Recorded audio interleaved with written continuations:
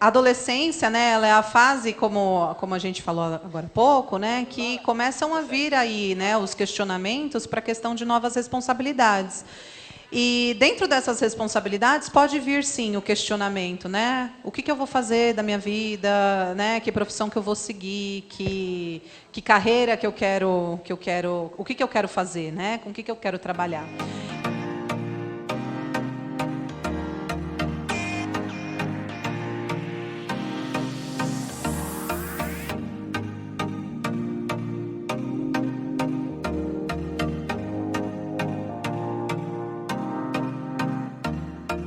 Eu tenho dúvida do que eu posso ser, de quem eu quero também ser. Sim. Isso me causa muita ansiedade e às vezes você não sabe o que pode vir amanhã, na verdade. Sim.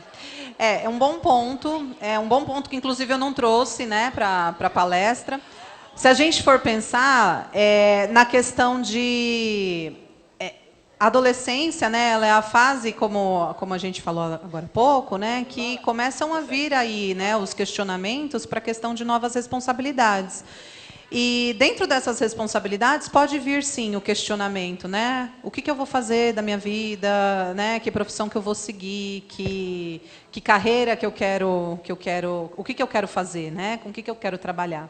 E aí eu diria que assim, né? Quando eu trabalho com adolescentes que estão com essa questão de identidade profissional, primeiro eu trabalho muito com adquirir informação. A primeira coisa que a gente precisa fazer é adquirir informação. Porque a ansiedade, geralmente, ela vem pelo medo do desconhecido. Ela vem por um futuro que ainda não chegou. E aí eu fico pensando nesse futuro e eu deixo de viver o presente. Tá? Então, à medida que eu busco informação para acolher um pouco desse sentimento de ansiedade, eu vou dando conta um pouco desse sentimento, dessa angústia que fica. Tá? Então, a primeira coisa é informação. Eu costumo trabalhar muito com os adolescentes que eu atendo em consultório, quando eu trabalho com orientação profissional, com o Guia do Estudante. O Guia do Estudante é um livrinho que ou você compra na banca de jornal ou você acessa na internet. Tá? O acesso dele na internet é gratuito, chama Guia do Estudante. Cada ano esse Guia do Estudante ele vem atualizado, com todos os cursos disponíveis no mercado, todos os cursos técnicos, todos os cursos de faculdade, tecnológico, de formação, todas as faculdades que tem, o que tem Enem, o que não tem. Né? Como que é o mercado de trabalho nessas áreas? E aí você vai adquirindo informação a respeito, né, do que você vai fazer, do que você mais ou menos imagina. Né? Você vai, isso aqui é legal, isso aqui eu não gosto, isso aqui eu não me identifico. Né? Então, você vai adquirindo informação, primeiramente. Quando você vai adquirindo informação, você vai filtrando as coisas. E à medida que você vai filtrando e se identificando mais com determinada área profissional, você vai dando conta dessa ansiedade. Eu quero saber também, tipo, as redes sociais, ver famosos, tipo, no Instagram, ver as vidas perfeitas dele, isso não causa insegurança e um pouco de depressão? Porque você vê a vida deles perfeita e vendo que nossa vida pode ser um caos. Sim, sem sombra de dúvidas. Redes sociais é uma porta, né, de um visual. Né? Eu posto ali na rede social o que eu quero que as pessoas vejam. Né? Não necessariamente o que eu vivo. Né? Então, se a gente for pensar assim, né, primeiro que ficar muito nas redes sociais, né, não se faz muito saudável, porque vai alimentando. Né? Nas redes sociais a gente posta, poxa, a grama do vizinho sempre é mais verdinha do que a minha. Né?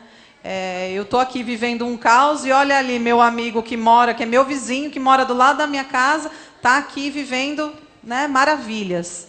Então, eu acho que é importante a gente ter esse discernimento de não acreditar em tudo que a gente vê em rede social, tentar usar a rede social em nosso benefício, tá? Porque eu acho que tem muitas coisas boas, sim, mas se a gente não souber usar, vai levar sim a um estado de depressão, porque a gente vai criar uma falsa ideia de que tá todo mundo bem e eu tô aqui na pior.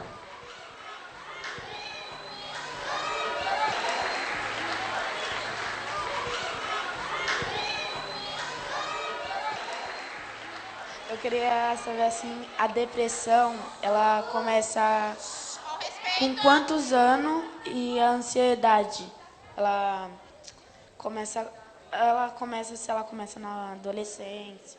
Com qual idade, mais ou menos? Como que é seu nome? Cauã. Cauã. Cauã, não tem idade, tá? A gente fala que, assim, por exemplo, se uma mãe, na gestação dela, ela teve depressão ela teve depressão na gestação, esse bebezinho, ele pode nascer com alguns aspectos mais depressores, tá? Não significa que o bebê vai ser um bebê depressivo, com depressão, que ele está designado a ter isso para o resto da vida. Mas, porque a depressão, ela não tem a ver só com fatores psicológicos, elas têm a ver com fatores químicos também, de algumas substâncias que são liberadas dentro do nosso corpo que fazem a gente deprimir, tá? Na adolescência, a gente fica mais propício a vivenciar a depressão por conta de todas essas transformações que a gente falou agora há pouco. Tá? É muita transformação e muitas vezes a gente não consegue lidar direito. E aí, como a gente não se sente muito bem reconhecido, a gente pode sim entrar num estado mais deprimido. Por isso que é importante sempre não se isolar, né? Estar sempre, procurar sempre uma rede de apoio, procurar sempre conversar com alguém que sei lá, né, com algum colega, com algum professor, se você tiver abertura, com um irmão, com um pai, com um primo, com alguém da família, para você não vivenciar isso que você está vivenciando sozinho, tá bom? O adolescente, né, para não vivenciar sozinho, mas não tem uma idade certa, tá bom? Porque dependem de fatores, sim, emocionais, mas dependem de fatores biológicos também no nosso corpo, tá?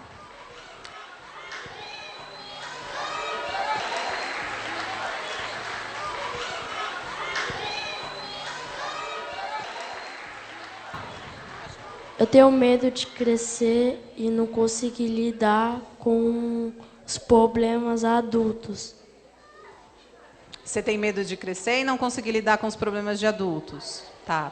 E por quê? Você sabe dizer por quê que você tem esse medo? Eu tenho medo de eu crescer, arrumar um emprego e eu não conseguir lidar as coisas que ele... Entendi. E você costuma falar isso com alguém? Você costuma conversar sobre seus medos com alguém, Robert? Com meu psicólogo. Tá, ótimo, perfeito. Então, é isso mesmo. Você tem que ir fortalecendo esse caminho para você ir se fortalecendo dentro desses medos. Eu costumo dizer que, assim, não tem problema a gente sentir medo. Tem problema a gente se paralisar pelo nosso medo. Tá? Então, por exemplo, eu falei para vocês, né, que eu vi o pessoal do Genésio vindo e que eu fiquei com um friozinho na barriga. Eu falei, puxa, o teatro vai ficar cheio. Como vocês iriam interpretar se, por causa do meu medo, eu falasse para o meu marido assim, vamos voltar para casa, não quero mais dar palestra? Me paralisei, né? Eu ia gerar uma confusão na vida de todos vocês por causa do meu medo.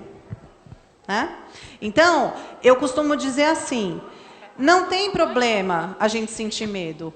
Medo não o pessoal costuma dizer assim, você não tem medo, você é muito corajoso. Eu costumo dizer que assim, medo e coragem não são opostos, eles são complementares. Eu posso ser muito corajoso e ainda assim estar morrendo de medo da situação. Quando eu tenho uma situação nova, é comum que eu tenha medo, tá? Então, respondendo um pouco aí o teu questionamento, eu acho que a ideia é essa, é você poder ir amadurecendo isso, né? Se você conversa com o teu psicólogo, é você poder ir amadurecendo isso com o teu psicólogo e se fortalecendo, porque sentir medo é natural, todos nós vamos sentir, tá? O que geralmente tende a ser um problema é quando a gente paralisa e deixa de fazer as coisas por conta do medo, tá bom? Oi, com licença. Quem é? Levanta a mão. Ah, Vi. Eu queria saber se você se conforta a ajudar pessoas que têm depressão ou ansiedade. Se eu o quê? Se conforta. Se eu me conforto? Sim. Eu não entendi muito bem. É. Ah, sim, eu tenho sim. Eu, assim, né, eu escolhi minha profissão, né, já tem muitos anos que eu sou formada nisso, e eu fico muito feliz quando eu consigo ajudar alguém. Né, eu costumo dizer que, assim, eu ajudo as pessoas a encontrarem seus próprios caminhos. Né? Muitas vezes as pessoas elas vêm me agradecer, graças a você, eu estou assim, assim. Eu falo assim, não é graças a mim. Sim, eu acho que é um processo de construção, mas acho que é um processo em que a pessoa ela tem papel fundamental também, tá? Mas eu sim, eu tenho muita gratidão, sim.